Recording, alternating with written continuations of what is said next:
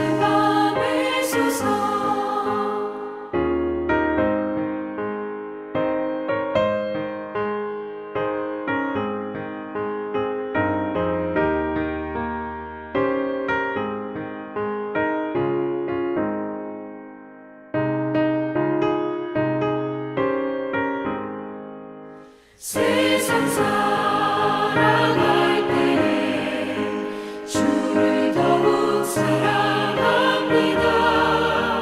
밝고 빛난 천국에 나의 영혼 들어가겠네. 날마다 주를 찬송하겠네.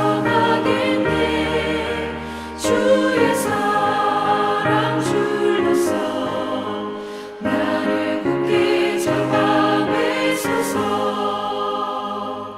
아멘.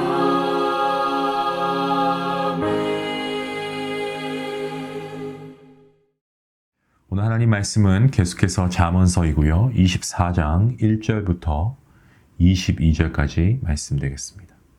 우리 함께 말씀을 읽도록 하겠습니다. 너는 악인의 형통함을 부러워하지 말며 그와 함께 있으려고 하지도 말지어다. 그들의 마음은 강포를 품고 그들의 입술은 재앙을 말함이니라. 집은 지혜로 말미암아 건축되고 명철로 말미암아 견고하게 되며 또 방들은 지식으로 말미암아 각종 귀하고 아름다운 보배로 채우게 되느니라. 지혜 있는 자는 강하고 지식 있는 자는 힘을 더하나니 너는 전략으로 싸우라. 승리는 지략이 많음에 있느니라. 지혜는 너무 높아서 미련한 자가 미치지 못할 것이므로 그는 성문에서 입을 열지 못하느니라. 악행하기를 꾀하는 자를 일컬어 사악한 자라 하느니라. 미련한 자의 생각은 죄요 거만한 자는 사람에게 미움을 받느니라. 내가 만일 환난 날에 낙담하면 내 힘이 미약함을 보임이니라. 너는 사망으로 끌려가는 자를 건져주며 살육을 당하게 된 자를 구원하지 아니하려고 하지 말라. 내가 말하기를 나는 그것을 알지 못하노라 할지라도 마음을 저울질하시는 이가 어찌 통찰하지 못하시겠으며 내 영혼을 지키시는 이가 어찌 알지 못하시겠느냐. 그가 각 사람의 행위대로 보응하시리라. 내 아들아 꿀을 먹으라 이것이 좋으니라. 송이꿀을 먹으라 이것이 내 입에 다니라. 지혜가 내 영혼에게 이와 같은 줄을 알라. 이것을 얻으면 정령이 내 장래가 있겠고 내 소망이 끊어지지 아니하니라. 악한 자여 의인의 집을 엿보지 말며 그가 쉬는 처소를 헐지 말지어다. 대저 의인은 7번 넘어질지라도 다시 일어날 것이거니와 악인은 재앙으로 말미암아 엎드러지느니라. 내 원수가 넘어질 때에 즐거워하지 말며 그가 엎드러질 때에 마음에 기뻐하지 말라.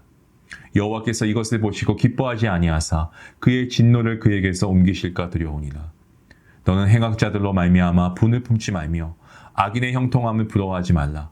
대저 행악자는 장래에 없겠고 악인의 등불은 꺼지리라. 내 아들아 여호와와 왕을 경외하고 반역자와 더불어 사귀지 말라. 대저 그들의 재앙은 속히 임할 것이니 그 둘의 멸망을 누가 알랴. 아멘. 우리가 잠언서를 계속해서 보고 있습니다. 지금까지 쭉 계속해서 읽어왔던 잠언서를 보면서 우리가 참 지혜자에 대해서 계속해서 많은 교훈을 우리가 얻게 됩니다. 우리가 읽어왔던 잠언서 1장부터 9장까지는요. 이 젊은이들에게 주시는 교훈입니다. 이 솔로몬 왕이 장차 나라의 지도자가 될 젊은 사람들, 청년들에게 전해 주었던 말씀을 모아놓은 말씀이고 그리고 10장부터 오늘 읽은 24장까지 잠언서 10장에서 24장까지에서는 솔로몬 왕과 지혜자들이 전한 말씀을 모아놓았습니다. 그 중에서도 10장 1절부터 또 22장 16절까지는 이 솔로몬 왕이 하나님께 받은 지혜의 은사로 말한 이 어록들이 있습니다. 그리고 22장 17절부터 24장 34절까지에는 이름이 알려지지 않은 지혜로운 사람들의 잠언이 나오고 있습니다. 이것을 솔로몬 제2잠언이라고도 부르기도 합니다만 오늘은 그 부분, 마지막 부분인데요. 본문 1절과 2절 말씀 다시 한번 읽겠습니다. 너는 악인의 형통함을 부러워하지 말고 그와 함께 있으려고 할지도 말지어다. 그들의 마음은 강포를 품고 그들의 입술은 재앙을 말함이니라. 악한 사람들이 잘 되는 것처럼 보이는 것을 부러워하지 말고 라고 말씀하고 있습니다. 심지어 보면은 그 뒤에 말씀, 그와 함께 있는 것조차도 하지 말라고 그렇게 말씀하고 있습니다. 무엇을 말씀할까요? 이러한 자들과 함께 있으면 그들과 함께 있는 다른 이들까지도 인생이 파괴된다는 것을 경고하고 있는 말씀이죠. 때문에 그들과 함께 있지 말라고 그렇게 경고하고 있습니다. 악한 사람은 법을 지키지 않는 사람과 또 윤리적, 도덕적으로 어떤 수준이 낮은 삶을 사는 사람을 뜻하는 말인 것은 맞지만 사실 그게 다가 아니고 하나님의 말씀의 법을 지키지 않는 사람, 하나님께 등을 돌리고 하나님 없이 사는 사람들을 가리켜서 약한 사람이라고 합니다. 하나님을 알지 못했던 사람이 하나님을 인격적으로 만나게 되고 그리고 하나님과 교제를 시작하게 되면 가장 크게 여겨지는 죄가 하나님을 몰랐었던 그러한 삶 그리고 하나님을 외면하고 살았던 그러한 삶입니다. 거기에 대한 후회가 크죠. 그래서 어떤 분들은 교회 다니시면서 내가 조금 더 예수님을 빨리 믿었으면 하는 그런 안타까움을 호소하시는 분들이 있습니다. 좋은 안타까움이죠. 그만큼 믿음 생활이 좋고 하나님이 너무너무 좋고 하나님을 사랑하고 더 빨리 알았더라면 내가 더 주님을 빨리 영접했더라면 그러한 후회죠. 그런 깊은 후회가 있고 참 회개가 있습니다. 부러워하면 진다라는 말이 있죠. 네. 악한 사람들을 부러워하지 말라라고 하는 오늘 이 말씀은 그 사람들에게 진다 이것을 넘어서서 부러워하면 아니 저 사람도 못 하는데 나는 왜 못해라고 생각하며 따라할 수 있게 된다는 거예요. 아니 악한 사람이 저렇게 하는 거 보니까 잘 사니까 나도 한번 해봐. 이런 생각이 들어갈 수 있다는 겁니다. 때문에 부러워하지 말라고 하는 거예요. 뿐만 아니고 함께 있으려고 하지도 말라고 합니다. 함께 있으면 어떻게든 그 악 영향을 받을 수밖에 없습니다. 좋지 않은 영향을 받을 수밖에 없습니다. 이런 말이 있잖아요. 미워하는데 닮는다. 그러니까 미워하지만 자기도 모르게 자꾸 영향을 받는 거예요. 근데 사실 저는 부모로서 그런 부분이 조심스럽습니다. 저의 어떤 고쳐졌으면 하는 부분들이 어떤 경우에는 저희 아이들에게 그런 모습이 제 모습이 비춰지면 저는 섬뜩하더라고요. 그러니까 미워하면서도 닮는다라는 말, 영향을 받을 수 있다는 거죠. 악한 사람들을 부러워하지 말아야 하는 결정적인 이유는 이것뿐만이 아닙니다. 오늘 본문 19절과 20절 말씀 보시면은 이렇게 말씀하고 있습니다. 너는 행악자들로 말미암아 분을 품지 말며 악인의 형통함을 부러워하지 말라. 대저 행악자는 장래가 없겠고 악인의 등불은 꺼질 것이다 라고 말씀합니다. 무엇을 말씀합니까? 이미 결론은 다 나 있다는 거예요. 그 결국은 뭡니까? 멸망이라고 하는 겁니다. 악한 방법으로, 정당하지 않은 방법으로, 불의한 방법으로 쌓은 것은요, 무너지게 되어 있습니다. 반드시 그렇습니다. 이 땅에서가 아니라고요? 예, 그러면 하나님 앞에서 무너집니다.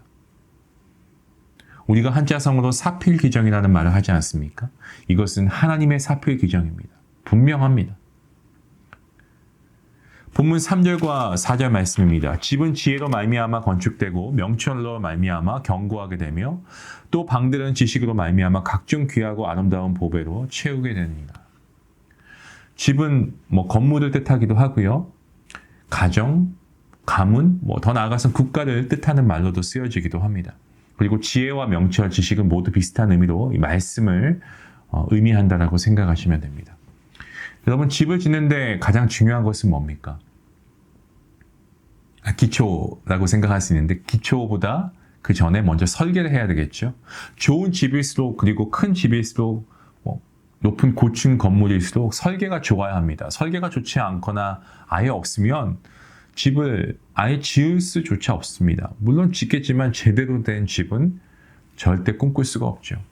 특히 집을 지을 곳이 만약에 지진이 많이 있는 곳이라고 한다면 더욱 그렇게 문제가 되지 않겠습니까? 집은 지혜와 명철로 말미암아 건축되고 견고하게 된다고 하고 이 방들은 채워지게 된다라고 이렇게 모두 수동태로 표현하고 있는 오늘 말씀을 보게 되는데요. 가정과 국가를 바르게 세워가는 것은 어떤 우리가 가지고 있는 능력이나 힘이 아니고 하나님의 말씀으로 세워지는 것입니다. 하나님의 지혜와 하나님의 명철, 지식이 아니면 인생에 비바람이 불고 정말 태풍이 불어오고 눈보라가 휘날칠 때 더욱이 인생이 지진 가운데 일어나면 우리의 힘으로 이기거나 버틸 수가 없습니다. 때문에 우리 성도는 어떻습니까? 오직 하나님의 말씀을 더욱 붙잡고 신뢰해야 하는 줄로 믿습니다. 본문 5절과 6절 말씀입니다. 지혜 있는 자는 강하고 지식 있는 자는 힘을 더하나니 너는 전략으로 싸우라. 승리는 지략이 많음에 있느니라. 힘이 강한 사람보다는 지혜가 있는 사람이 실제 강한 것이고요. 기운이 센 사람보다는 지식이 있는 사람이 더 강하다고 말씀합니다. 그리고 전쟁을 하기 위해서는 전략이라고 하는 것을 세워야 하고 참모가 많아야 승리할 수 있다라고 합니다. 우리는 하나님을 믿죠. 하지만 하나님을 믿는다고 해서 아무런 생각 없이 살아도 되는 것은 결코 아닌 거예요. 인생의 지혜와 지식은 누구로부터 옵니까? 지식의 근원 되시는 하나님께로부터 옵니다. 인생을 바르고 정말 제대로 살아가기 위해서는 하나님의 지혜의 말씀에 귀를 기울이는 것은 이것은 출발이고 과정이고 또한 마침입니다. 이 사실을 우리가 기억해야 합니다. 본문 10절 말씀입니다. 내가 만일 환난 날에 낙담하면 내 힘이 미약함을 보임이니라. 우리의 인생의 환난이라고 하는 불청객이 찾아오면 우리는 그러한 환난 가운데 우리의 실체 모습, 우리의 연약한 모습이 고스란히 드러납니다. 그래서 우리는 환난이라고 하는 불청객이 오기 전에 우리가 어떻게 해야 되겠습니까? 늘 하나님을 신뢰하는 삶을 살아야 하겠죠. 그래야 버틸 수 있습니다. 하나님을 깊이 신뢰하는 사람에게 환난은 오히려 그 환난을 통해 자신이 새롭게 되고 거듭나게 되는 그러한 새로운 출발점이 될 수 있습니다. 하지만 자기 자신을 의지하고 신뢰하는 그러한 사람은 그러한 자가 환난을 맞이할 때는요, 결국 무너짐의 출발이 될 수밖에 없습니다. 우리가 의지하고 신뢰해야 할 분은 오직 하나님 한 분이신 줄로 믿으시길 바랍니다. 본문 11절과 12절 말씀입니다. 너는 사망으로 끌려가는 자를 건져주며 살육을 당하게 된 자를 구원하지 아니하려고 하지 말라. 내가 말하기를 나는 그것을 알지 못하였노라 할지라도 마음을 저울질하시는 이가 어찌 통찰하지 못하시겠으며 내 영혼을 지키시는 이가 어찌 알지 못하시겠느냐. 그가 각 사람의 행위대로 보응하시리라. 아멘입니다. 사망으로 끌려가는 자와 살육을 당하게 된 자 모두가 이 수동태로 되어 있습니다. 복수 수동태로 되어 있는데요. 이들은 자신이 죽은 죄를 지어서 끌려가는 사람이 아니고 무고함에도 유죄 판결을 받았거나 억울하게 고통을 받는 사람들을 뜻하고 있습니다. 그런 사람들을 건져주라고 말씀하고 있는 겁니다. 그리고 우리가 잘 알고 있는 예수님께서 많은 공생의 기간 동안 많은 이적을 베푸셨지만 그 중에 하나, 이 안식일의 병자들을 고치십니다. 그때 유대인들이 이것을 빌미 삼아서 예수님께 시비를 겁니다. 그때 주님께서 안식일이라고 해도 구덩이에 빠진 양을 건지는 것이 당연하듯 안식일일지라도 사람을 살리는 것이 마땅한 일이다라고 말씀하십니다. 혹 외면하는 일이 있다고 한다면 행위대로 갚으신다라고 말씀하십니다. 상선 벌악, 선을 행하면 상을 주고 악을 행하면 벌을 주시겠다라고 말씀하시죠. 지진과 같은 재난, 큰 건물이 무너지는 것과 같은 이러한 것 같은데 가장 먼저 해야 하는 것은 살아있는 사람을 구조하는 겁니다. 그때 살아있는 사람의 어떤 지위고하나 빈부귀천, 여러분 중요하지 않습니다. 살아있으면 그 어떤 죽은 사람보다도 우리가 그 살아있는 사람을 우선시해야 됩니다. 생명보다 더 가치 있는 것이 어디 있겠습니까? 그리고 나서 사망자를 수습하는 거죠. 건물보다 우선시 되어야 합니다. 마지막에 재해 처리를 해야 합니다. 이 순서가 뒤바뀌는 이것은 올바른 방법이 아닙니다. 본문 13절과 14절 말씀에 이렇게 말씀하고 있습니다. 내 아들아 꿀을 먹으라 이것이 좋으니라. 송이 꿀을 먹으라 이것이 내 입에 다니라. 지혜가 내 영혼에게 이와 같은 줄을 알라. 이것을 얻으면 정령이 내 장래가 있겠고 내 소망이 끊어지지 아니하니라.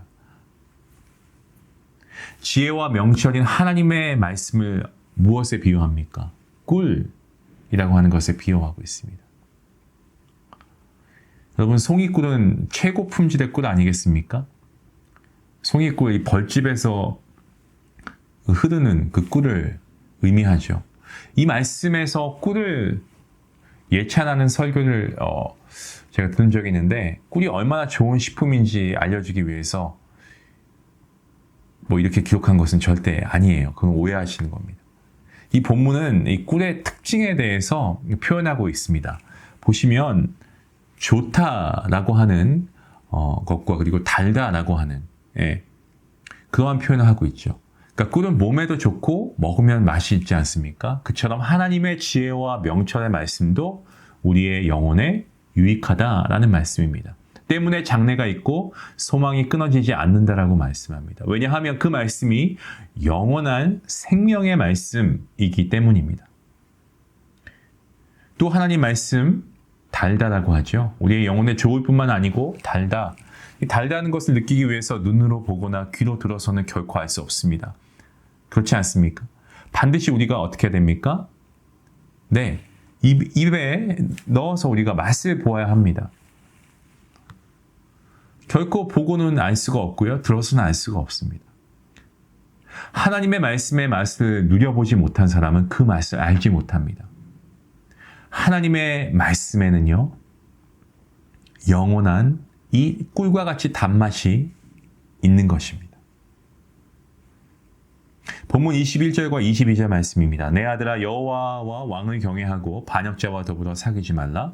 대저 그들의 재앙은 속히 임하리니 그들의 멸망을 누가 알랴.